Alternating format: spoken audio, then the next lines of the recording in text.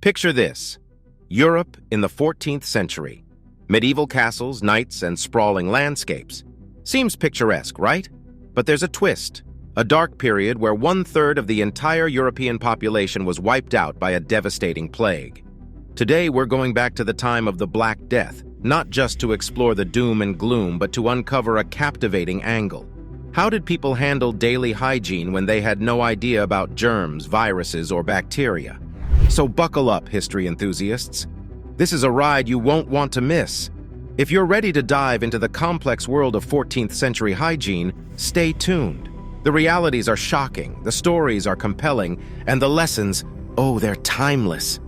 And now, on Histories Untold, Dirty Details, Hygiene in the Black Death.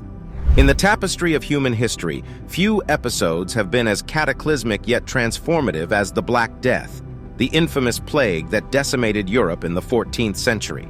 Beyond its sweeping toll on human life, the plague served as an unlikely catalyst for change, compelling societies to reconsider long-standing practices, particularly in the realm of daily hygiene. You might wonder, how did people manage personal cleanliness in an era when the rudiments of germ theory were centuries away? Ah, that's where our story gets fascinating. Imagine life in 14th century Europe, a tableau of bustling markets, sprawling farmlands, and the grand spires of cathedrals. But behind this picturesque facade lurked conditions that made the continent ripe for a health disaster.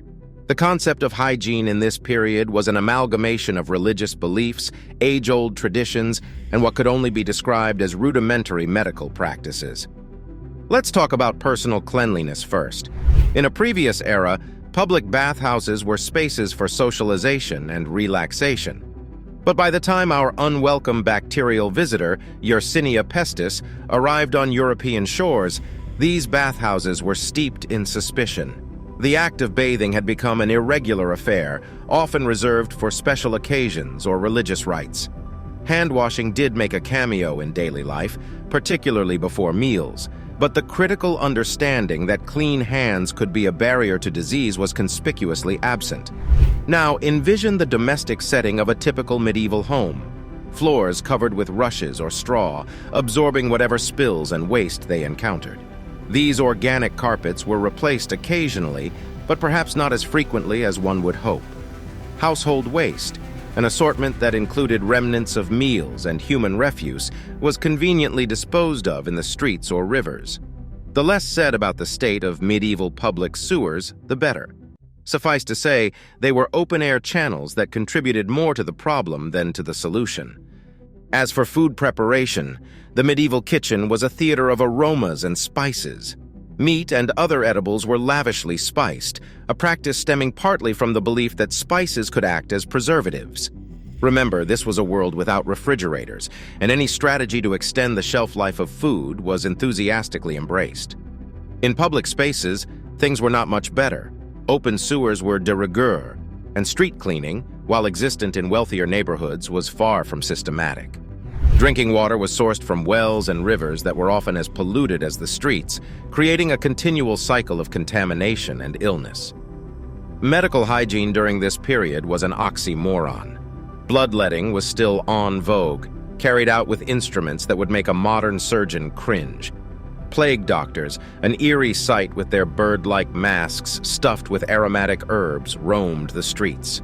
Although their attire was a primitive form of personal protective equipment, their medical interventions often did more harm than good. But it wasn't just about what people did, it was also about what they believed. Ah, beliefs. The aromatic herbs and spices weren't merely culinary favorites. They were carried in small containers called pomanders, thought to ward off bad smells and, by extension, the disease. The air, it was believed, carried miasmas, poisonous vapors that caused illness. And in a twist of tragic irony, some communities turned to scapegoating, particularly targeting Jews with baseless accusations of poisoning wells, leading to horrific persecutions.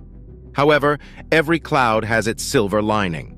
The tidal wave of death and despair brought by the Black Death left in its wake a sobering recognition of the importance of public health and hygiene.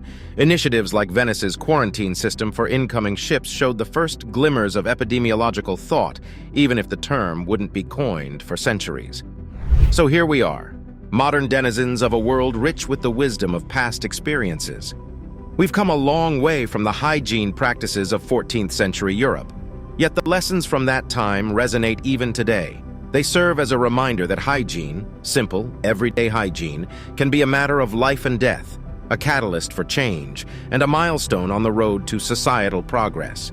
Indeed, in the story of human civilization, the role of daily hygiene has proven to be not just a footnote, but a chapter worth revisiting, studying, and respecting. Thanks for tuning in on Histories Untold. If you enjoyed today's episode and want to journey further into the fascinating corners of history, make sure you hit that like button and subscribe to our channel. Don't forget to click the notification bell so you'll be the first to know when we unearth another incredible story. Until next time, keep questioning and keep exploring, because history is filled with stories that are just waiting to be told. See you in the next episode.